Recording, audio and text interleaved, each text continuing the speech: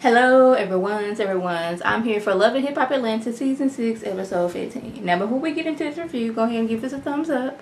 Hit subscribe and make sure your notifications are on. So we have Savannah. She is outside. She is hotter than fish grease. And she is just ready to fight Jocelyn. Because Jocelyn just clearly, she has no remorse. She's not sorry for all the things that she's caused to her family. And I'm starting to, it seems that Stevie is starting to realize that Jocelyn isn't what he needs in his life. Like, clearly she is not remorseful. She's not sorry for what she did. And then on top of that, you trying to fight my 18-year-old daughter. And he lets her know that whole proposed thing, I don't know what that was about, but that's not finna go through. And he's standing strong with his daughters. And I'm like, finally. I think they are so much better apart because Stevie, he seems more sober, like as far as like not doing drugs.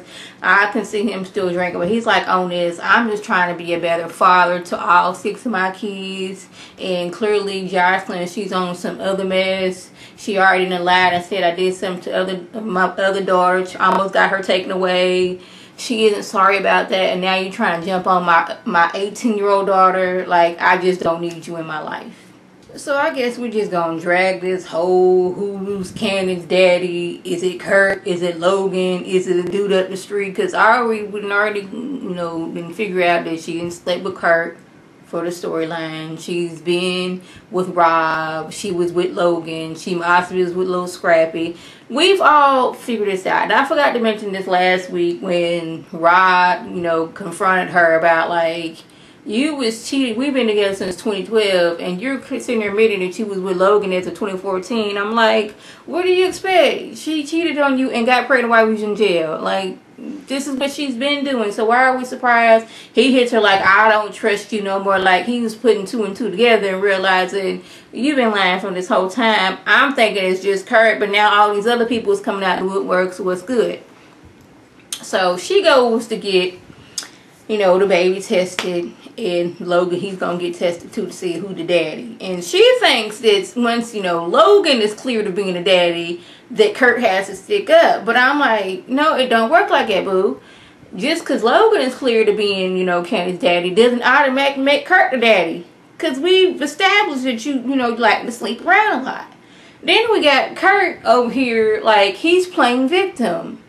Like, yeah, I may have smashed her, and then she said she was pregnant, and me being Kurt, I thought, hey, if I gave her a little hush money, it would be fine. Not thinking, hey, why didn't I go get a DNA test? Why didn't I tell her? Like, it would have been, we just, I be watching this, and I gotta remember, Lady T, this is a storyline that they going on. It's gonna be something next season, but we're gonna get to that in a minute. It would have been easy to determine a long time ago after the baby was born. Like, look here, Jasmine. I know you tired, so I'm going to take the baby with me over to this secret location. Take the baby to the DNA test.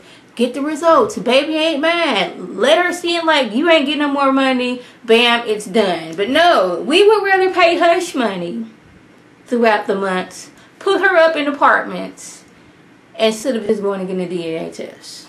Now he's mad, threatening to sue her because she's up there posting pictures of her baby Kannon and Carter side by side. But he's like, I'm going to sue her over that. But I'm like, if she got the pictures off of social media, there ain't nothing you can do. Because once it gets out there on social media, it's public domain. Anybody can steal your picture and do anything with it. So I don't really know what he's gonna do about that. Like, I really had to step back sometime. Like, girl, Kirk and Rasheeda, this is their storyline. This is what they do. They've been doing this for the last 6 years. But like, I know this, but then my mind would be like, well, if it was like this, then they could have did this. But I had to think, no, this is storyline for Kirk and Rasheeda. I want to know why Rasheeda thought it was a good idea to get 2 girls who tend to get ghetto and will fight at the drop of a hat together in her friend's conference room so they can hash things out. I wonder where did that idea come from? We have Jessica Dime. We have Tommy. Both can get ghetto. Both like to fight.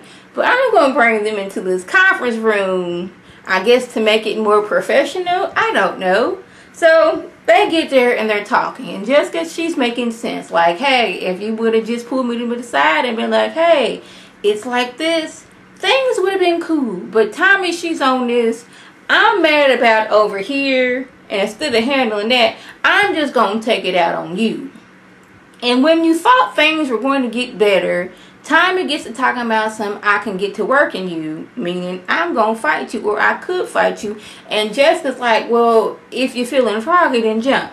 Like, if we had just kept calm, things would have been resolved. But no, Tommy, she's not in that space at this time. She's just ready to fight because, like, any, friend of Jocelyn is an enemy to me.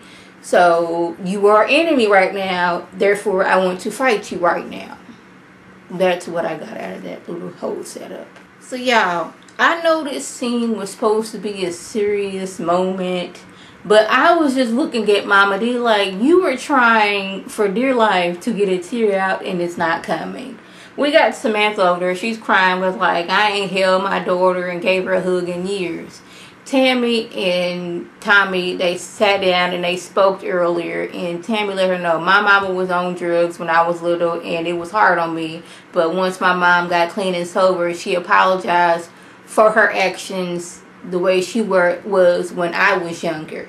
And maybe my mom can be with your mom. So we got Deb, Mama D, Tammy's mama, and Samantha. They all meeting up. Mama D, she's trying to be, sad about the moment. But I just did not get sad from her.